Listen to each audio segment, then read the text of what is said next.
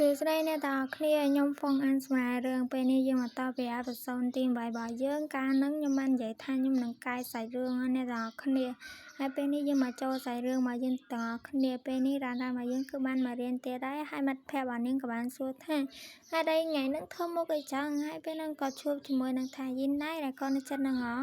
ហើយក៏នាំគ្នាចូលថ្នាក់ចឹងណាហើយពេលហ្នឹងក៏បានដើរទៅជួបជាមួយនឹងមូលិកាហើយនឹងយូតាកំពុងតែស្លឹងមកកាន់នាងក៏នាំគ្នាចូលថ្នាក់អីចឹងណាកុំឲ្យមានរឿងទាន់ហើយក៏មកអង្គុយសែតម្នាក់ឯងធ្វើឲ្យថាស៊ីហ្នឹងក៏សួរនាងថាហេតុអីក៏ថ្ងៃហ្នឹងមានរឿងអីមែនហើយពេលហ្នឹងទោះស្រីរបស់យើងក៏បាននិយាយថាគឺខ្ញុំអត់មានរឿងអីទេខ្ញុំបាក់ចិត្តតិចហ្នឹងណាហើយគាត់ក៏សួរទៀតថាបើសិនជាមានរឿងអីគឺអាចប្រាប់គាត់បានចឹងណាទោះស្រីយើងនិយាយថាពិតមែនណាបើសិនជាខ្ញុំនិយាយទៅយើងនឹងបាក់ចិត្តអីវិញចប់ខ្ញុំមានរឿងបាក់ចិត្តច្រើនណាពេលហ្នឹងក៏បានកាន់មកមើលថាយីនវិញគឺពីរអ្នកហ្នឹងមកសួរគេទៀតហើយសួរថាថ្ងៃហ្នឹងបងឯងធ្វើអត់ចឹងខ្ញុំពវល់ទៅដល់លេងឥឡូវបងឯងសុំទៅជាមួយខ្ញុំមួយថ្ងៃបានអត់គេសុំវល់ឡើងខ្លាំងហ្មងភ័ក្រគាត់គឺធុញនឹងគាត់ខ្លាំងមែនតើថាយីនក៏បានប្រាប់ទៅកាន់មូលិកាថាដោយតែការមុនចឹងគឺគាត់នឹងមិនទៅជាមួយនឹងនាងទេទោះបីជាគាត់នាងនឹងបខំគាត់យ៉ាងណាក៏ដោយក៏គាត់នឹងមិនទៅជាមួយនាងដែរហើយពេលហ្នឹងក៏នាំគ្នាដើរទៅថ្នាក់អស់ទៅហើយទោះស្រីរបស់យើងគឺគាត់ឃើញដែរតែគាត់អត់និយាយអីទាំងអស់ហើយពេលហ្នឹងលីសាគាត់ដឹងគាត់អីហើយគាត់ឃើញពីអ្នកហ្នឹងអង្គុយចិត្តគ្នាក៏អៀនប្រាប់មិត្តភក្តិរបស់នាងទៅហើយមិត្តភក្តិរបស់នាងក៏បាននិយាយថា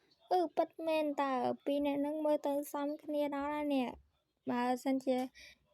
ខ្លាចជាសង្សារនឹងគ្នាខ្ជូតតែម្ដងហើយក៏អាម៉េហ្នឹងក៏បានទាញទូរស័ព្ទយកមកថតទៀតហ្នឹងហើយខូចមែនតើដឹងថតទៅធ្វើស្អីឯងមើលទៅហើយឡើងខ្ជូតហ្នឹងពីណាហ្នឹងហើយឯគេគាត់ដឹងថតទៅធ្វើអីផុស TikTok ទេដឹងពីអ្នកហ្នឹងខូចខ្លាំងមែនតើកាន់មកមើលមកចេញលេងទោះស្អីមកយើងអង្គុយសែទៀតហើយថាស៊ីក៏សួរថាគេទៀតហើយមិនក៏បាក់ចិត្តទៀតហើយមានរឿងអីនិយាយមកអត់ទេហើយពេលហ្នឹងទោះស្រីរបស់យើងក៏បានយំហើយអ្នកទាំងអស់គ្នាថាស៊ីក៏បានសួរថាសុំទោសផងបើសិនជាខ្ញុំនិយាយទៅធ្វើឲ្យនាងយំហើយក៏ទៅការសុំទោសគឺគាត់នឹងនាំនាងទៅដើរលេងដើម្បីកុំឲ្យនាងបាក់ចិត្តច្រើនពេកកុំឲ្យ stress ចឹងណាហើយបើនាងអត់ប្រកាន់ជាមួយគាត់ទេគឺអាចទៅដើរលេងជាមួយនឹងគាត់បានហើយទោះស្រីរបស់យើងក៏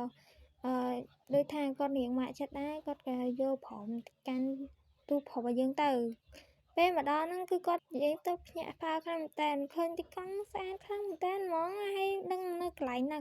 ទេហើយលំស្អាតនិយាយទៅបានដើរលេងចឹងទៅមានអារម្មណ៍ថាស្រស់ស្រាយបាត់ទុកអស់លេងដឹងទុករត់តាណាអស់ហើយពេលហ្នឹងក៏បានរត់លេងទៅហើយទូប្រុសរបស់យើងហ្នឹងដើរតាមនឹងនាងឡើងខ្ជូតតែម្ដងពីអ្នកហ្នឹងមើលទៅដូចគូសង្សារគ្នាចឹងទើស្រីនឹងឡើងខ្ជូតទាំងពីរនាក់ហ្នឹងតែម្ដងហើយច្រឹកឡើងដូចសង្សារគ្នាចឹងណាហើយនឹងជិះកង់ដើរលេងទៀតពេលហ្នឹងគឺបានមកចុះហាងមួយទិញញ៉ៃញ៉ាំចឹងណាហើយពេលដើរលេងជាមួយគ្នាចឹងទៅពីរនាក់ហ្នឹងមានអារម្មណ៍ថាស្រឡាញ់ចឹងណាពេលហ្នឹងយប់ហើយអ្នកទាំងអស់គ្នាមកដល់ផ្ទះវិញហ្នឹងទូប្រុសរបស់យើងគឺដេកកាប់មុខគឺអៀនជាមួយនឹងទូស្រីរបស់យើងម្នាក់ហ្នឹងគឺរ៉ានមិនមែនអាណាអ្នកទាំងអស់គ្នាហើយមិត្តភក្តិរបស់គាត់ក៏សួរថាមិនថ្ងៃហ្នឹងស្គួតទៀតហើយថាស៊ីក៏បាននិយាយថាថ្ងៃហ្នឹងគឺគាត់បានដើរលេងជាមួយក្រាស់របស់គាត់ហើយមិត្តភក្តិរបស់គេឮហើយនិយាយទៅគាត់សប្បាយចិត្តជំនួសមកហើយ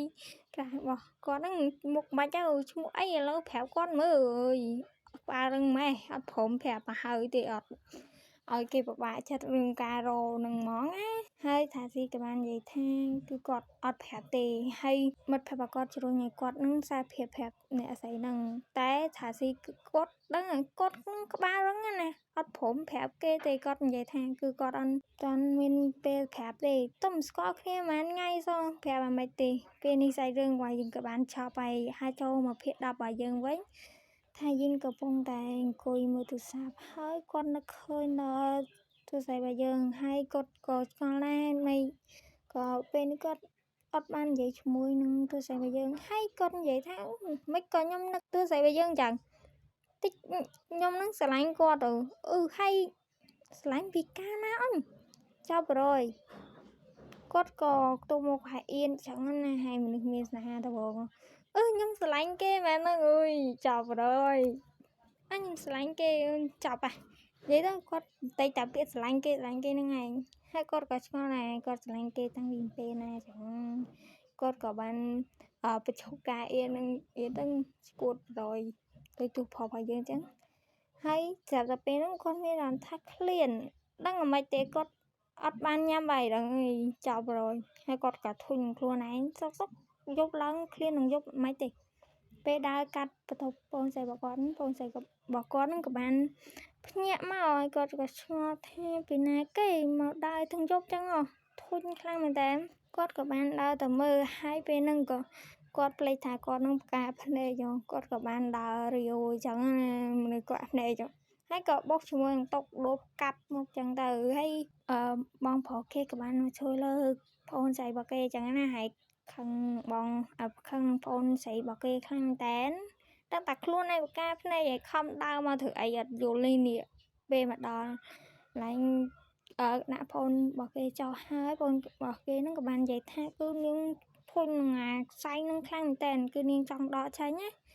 ពេលដែលដោះអាកសែនឹងចេញហើយគឺគាត់ញាក់ផ្អើលខ្លាំងតែនគឺគាត់អាចមើលឃើញពេលហ្នឹងពេទ្យក៏បាននិយាយថាគឺគាត់មើលអត់ឃើញទេតែពេលហ្នឹងគាត់សប្បាយចិត្តតែគាត់មើលឃើញលំភើបឡើងយំហ្មងណាបងប្រុសរបស់គាត់ក៏ឆ្ងល់ដែរមិនក៏មើលឃើញអញ្ចឹងក៏បានយំអោបគ្នាអញ្ចឹងទៅហើយពេលនឹងរៀបរាប់គ្នាចឡើងបងមកគេក៏បាននិយាយថាឥឡូវយប់អីទៅដេកទៅប្រយ័ត្នផឹកឡើងហ្នឹងខ្មៅភ្នែកដល់ឥឡូវហើយបងគេនិយាយថាគឺនាងយប់អត់តន់អស់ចិត្តទេពេលហ្នឹងក៏ខឹងបងគេដែរក៏បានរត់ទៅបាត់ទៅ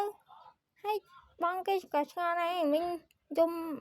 ម្ដងសាយមិនទេហើយគាត់ក៏បានសប្បាយចិត្តជាមួយ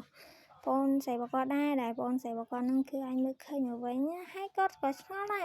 ហើយប្អូនស្រីរបស់គាត់គឺមុខដូចគូស្រីយើងខ្លាំងតែនពេលផឹកឡើងហ្នឹងក៏បានមកដើរលេងនៅតែមិញមកកែអញ្ចឹងណានិយាយគ្នាចឡើងហើយមូលិកាក៏បាននិយាយថាគឺនាងរវល់គាត់ចង់ទៅណាទៅណៃបាត់នឹងធុញណាស់ហើយក៏បានព្រោះមិត្តភក្តិរបស់នាងហ្នឹងឡើងទៅលើផ្ទះបាត់